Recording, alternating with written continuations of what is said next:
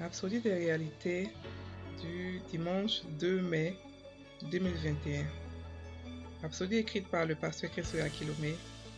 La lecture vous est offerte par les vérités de l'Évangile.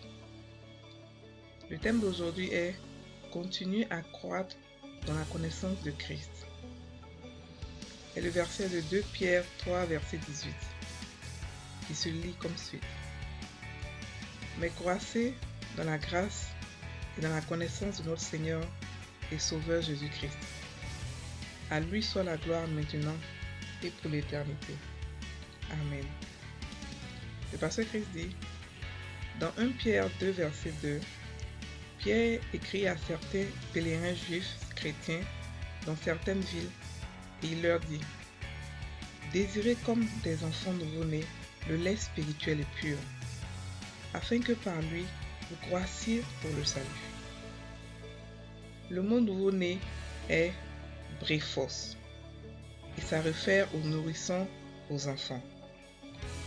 Pierre écrivait à des églises naissantes et aux jeunes chrétiens. Ils venaient récemment de donner leur cœur à Christ.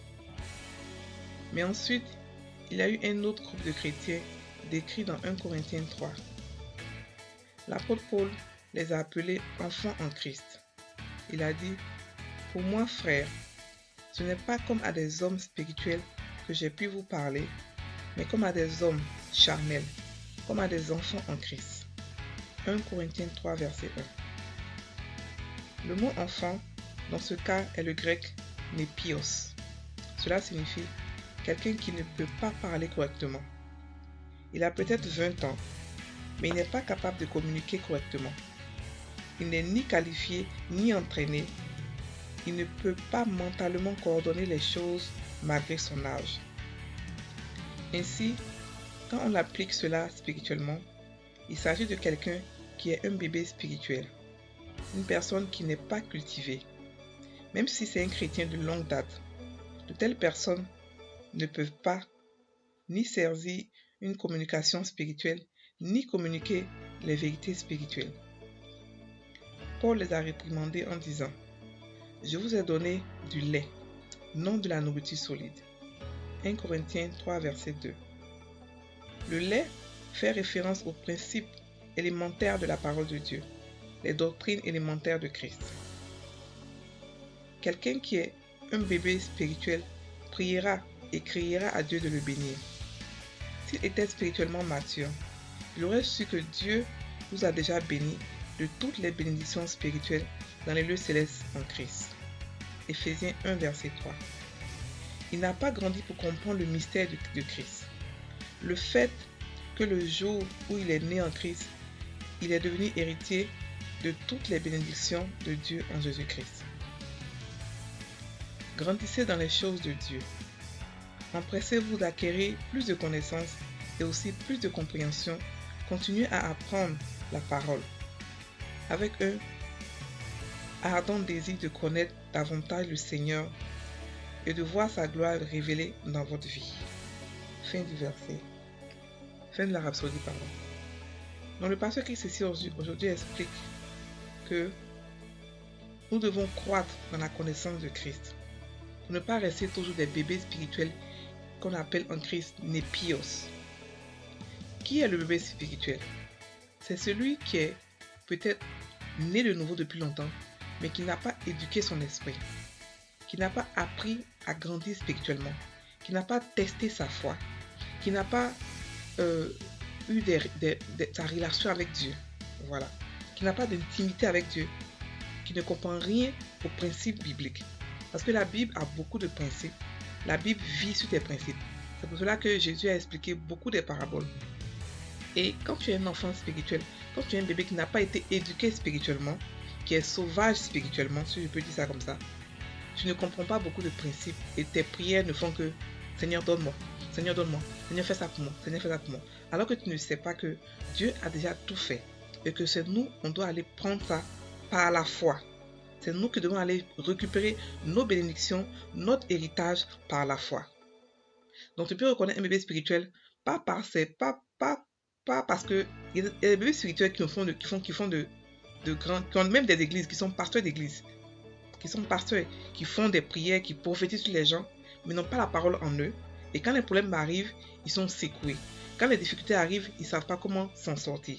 Ça aussi sont des bébés spirituels. Quand la Bible dit qu'on les reconnaîtra par les fruits, ce n'est pas les fruits des miracles, non.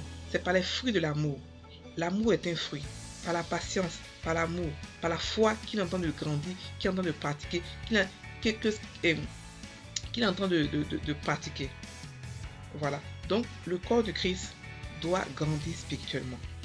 Et on ne peut pas rester tout le temps des enfants. Ce n'est pas possible. Les enfants ne peuvent rien faire. La Bible dit que donc, tant que nous sommes encore en forme, nous sommes comme des esclaves dans la maison de notre propre père. Mais si vous devenez adulte spirituellement, vous allez comprendre beaucoup de choses. Vous allez sortir de l'esclavage, si on peut dire ça comme ça, et aller conquérir beaucoup, aller dominer ce monde. Parce que ce monde nous appartient. Ce monde nous appartient. Et comment faire pour devenir adulte spirituellement? C'est de pouvoir s'éduquer spirituellement de plusieurs manières. L'éducation spirituelle, l'éducation de son esprit spirituel se fait de plusieurs manières. Quels sont les exercices spirituels, les exercices que nous pouvons faire pour pouvoir faire grandir notre esprit?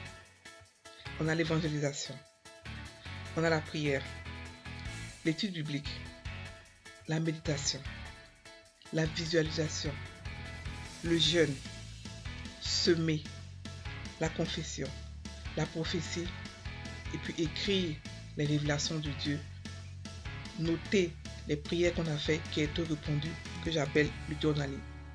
Donc frères et sœurs en Christ, nous devons tous devenir matures spirituellement. La Bible dit que la création entière attend la manifestation des enfants de Dieu. Ce n'est pas les bébés spirituels, non. Ce n'est pas les gens qui sont en train de pleurer, Seigneur, Seigneur, donne-moi, non.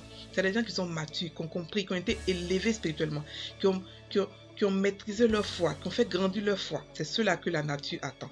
C'est ceux-là que toute la nature entière attend la révélation des enfants de Dieu. Nous ne sommes pas ordinaires. Non. Nous ne sommes pas. Nous sommes une création que Dieu n'a jamais fait avant. Nous ne sommes pas ordinaires, nous sommes surnaturels. Donc il faudrait que chacun de nous puisse entrer dans ses droits, comprendre qui il est en tant que chrétien. Et pour ça, vous devez étudier votre parole. Pour ça, vous devez méditer la parole. Pour ça, vous devez comprendre, prier, comprendre qui vous êtes. Surtout beaucoup étudier la parole, la méditer. Donc frères et sœurs, je vous exhorte à pouvoir comprendre qui vous êtes en Christ, à pouvoir sortir, à devenir des adultes, des matures spirituels, à grandir dans la connaissance de Christ et à croître dans la grâce. La grâce grandit par la connaissance du Seigneur. Ne priez pas, Seigneur, donne-moi la grâce. Non, la grâce là, elle grandit par plus tu connais Christ, plus ta grâce augmente, plus ta gloire augmente. Donc nous allons maintenant passer à la confession. Donc répétez après moi. Notre Dieu est grand et digne d'être loué. Il n'y a pas de fin à la magnificence de sa majesté.